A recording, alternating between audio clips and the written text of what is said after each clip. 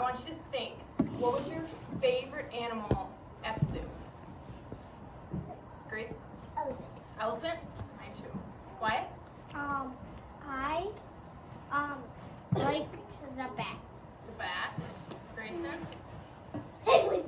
Penguins. Emmy? I like the cheetahs. The cheetahs. Okay, and I bet you all have a bunch of different other animals that you really like. Now, I want you guys all to imagine. Imagine that all of a sudden you wake up tomorrow and your favorite animal is gone. So there's no more penguins, there's no more elephants, No more otters. no more otters, they're all gone. Yep, No more zebras. no more zebras, they're all gone. How does that make you feel? Sad. Really sad? Happy. Most of us would feel very sad about that. So today we're going to read this book called Almost Gone, the rarest animals in the world. So we're going to practice some of the comprehension skills we've been going over in class, and then we're going to apply what we learned from this book to our actual lives and see what we can do to help these endangered animals. So now, this book is called Almost Gone, the World's Rarest Animals. What do you guys think of when you hear the word rare? Gavin?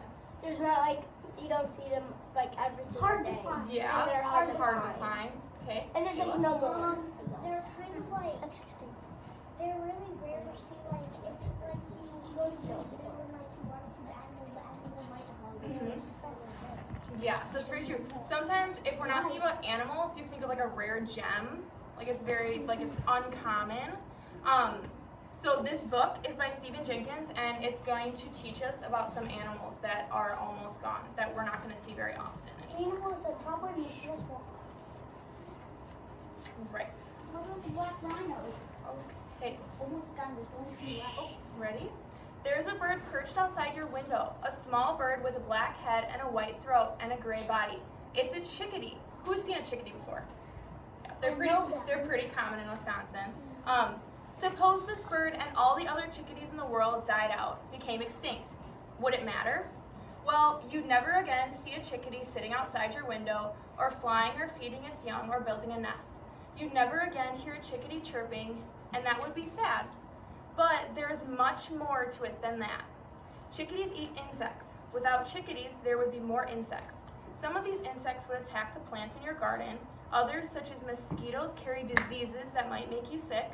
Chickadees also eat berries, and their droppings spread and fertilize the seed. Hawks eat chickadees. Without chickadees, the hawks might not have enough food to eat and would starve or go somewhere else. Hawks also eat rats and mice. Without hawks, there would be more rats and mice. Each chickadee carries thousands, even millions of tiny mites, lice, and bacteria on their feathers and inside its body. Many of these creatures can live nowhere else. Without a chickadee, they would die. Every living thing is connected. Many other living things, often in ways that we don't understand or even suspect. And once an animal or plant is gone, it can never come back. All the living things that interact with it will never be the same. Some of them won't be able to survive themselves. Chickadees, as it turns out, are not in great danger. Like we said, they're very common in Wisconsin. All over the world, people are building roads and cities, turning open land into farms and ranches, and polluting the air and water. This has put millions of animals at risk. Some are critically endangered, and many soon will become extinct. Some can be saved if we act quickly enough to help them. For others, it's already too late. So one thing that the author does really good in this introduction is she really outlines the main topic that we're going to be talking about in this book. She tells us that we're going to be talking about the endangered animals, and she kind of explains how that if an animal goes extinct, what effect it can have. Yes?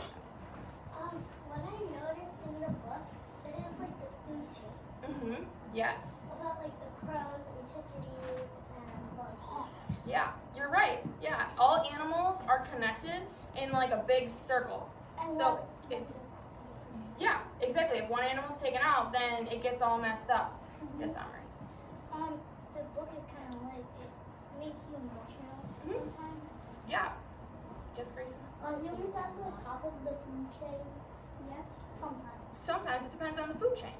It depends on what habitat. Okay, so the first animal we're going to look at is the Grand Cayman blue iguana. They're found in the Grand Cayman Island on the Caribbean, and there's fewer than 25 left. This iguana is found on just one island in the Caribbean. The blue iguana is 3 or 4 feet in length, weighs 15 to 20 pounds, and can live to be 50 years old. Its body turns bright turquoise during mating season. Blue iguanas eat fruit, flowers, and leaves. They have been hunted by people for food, run over by cars, and had their habitats destroyed by wild dogs. Then the next animal is the northern hairy-nosed wombat. They're found in Australia, and there's fewer than 60 left. The northern hairy-nosed wombat gets its name from its short, bristly hairs that grow on its face. It is a stocky, powerful animal about 3 feet long. It uses its strong front claws for digging, burrowing, and finding the roots to eat. Sheep and cattle ranching has destroyed most of the wombat's territory. It is now found only in a tiny corner of one national park in Australia. And then next is the Javan rhinoceros. They're found in Vietnam and Indonesia, and there's fewer than 60 left. Although the Javan rhinoceros once lived throughout Southeast Asia, it is now found in just 2 national parks in Vietnam and in Indonesia. These rhinoceroses live in dense, low-lying tropical forests, and much of their jungle habitats has been cleared by farming or logging. Their numbers have also been seriously reduced by poaching or illegal hunting. The hunters are after the rhino's horn, which is in great demand in traditional Asian medicine. Unlike many critically endangered animals, there are no Javan rhinoceroses in captivity. Okay, so one thing I've noticed with these first 3 pages of animals is I've noticed that all of them have this heading at the top. Can you all see the heading at the top? Like outlining. Right. So what are some things you guys notice about the heading at the top? Addie? It says like what the animal is. Okay, yep, it says what the animal is. Macy? It gives you a bunch of information. You're right. Grace? It's like clothes are the same color as the animal. Yeah, you're right. Okay, so now I want you to turn and talk to a partner. Do you think these headings are helpful? Like, are they useful when you're reading the story? Yes. Or what do you guys think?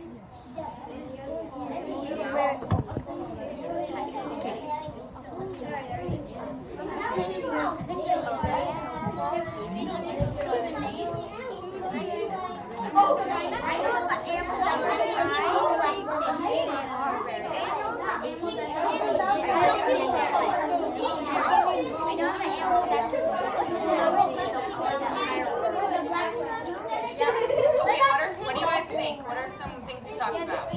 Major? There's 2 left. Oh, Grayson, where does it Without the heading, you wouldn't know what it is. You just like, oh, that's a rhinoceros. Yeah, did you just hear Major? That's what I was Yeah. saying. Right, James? Different types of rhinoceros, and that's a type of rhinoceros that's almost gone. You're right, Harry. Speaking of rhinos, there's an animal called the black rhino, and there's only 2 left in the logo. So that, I was gonna say, so that might be an animal that'd be included in the book. So the headings are really helpful, and it's a good thing the author included them. Otherwise, like we said, we might not know what animal we're talking about, or we might not know like where they live, or it tells us like how many are left. Those are important facts that would be left out if the author didn't include one of these headings. Okay, we're gonna head over to this animal right here. And it's called the eastern barred bandicoot. They're found in Australia, and there's fewer than 300 left. The bandicoot is a marsupial, an animal that carries its young in its pouch. Okay, can you guys think of another animal that carries its young in its pouch? Megan? Kangaroo, you're right. Is there any other ones, Lydia? I forgot. I'll say the kangaroo is the first one that comes to my mind. Ari?